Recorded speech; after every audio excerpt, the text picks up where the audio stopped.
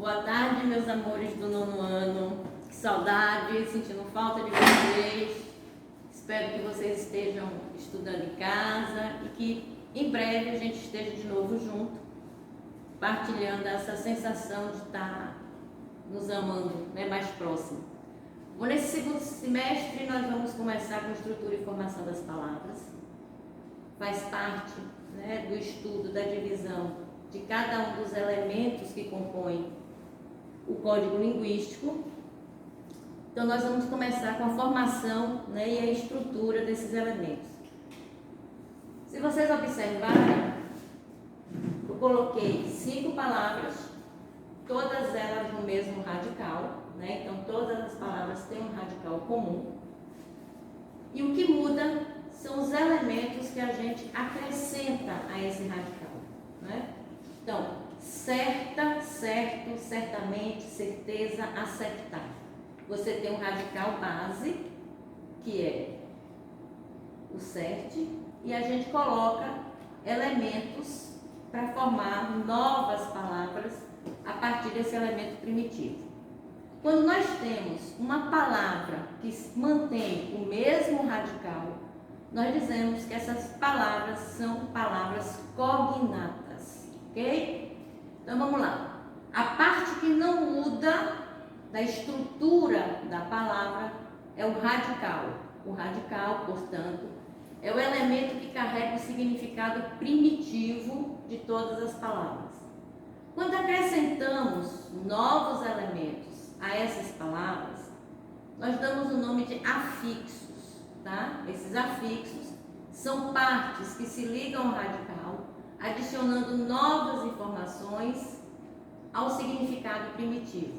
Assim, os afixos se subdividem em prefixos e sufixos. Prefixos, quando eu tenho um elemento que vem antes, por exemplo, na última palavra nós temos o verbo acertar, tá vendo? Então, o a, que precede o radical, é um prefixo. Sufixo é aquilo que vem depois do radical, como por exemplo, incertamente, incerta ou incerto, incerteza. Então você tem o prefixo, elementos que vêm antes, sufixos, elementos que vêm depois. Além dos sufixos, nós temos as desinências, que são as desinências que determinam se a gente trabalha com o substantivo ou com o verbo.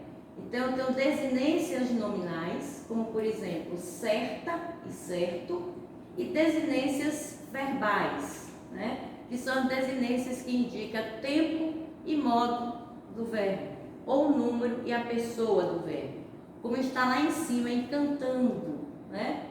Eu tenho ali o radical cante, acrescento a vogal temática a e a terminação NDO, que é uma terminação de gerúndio.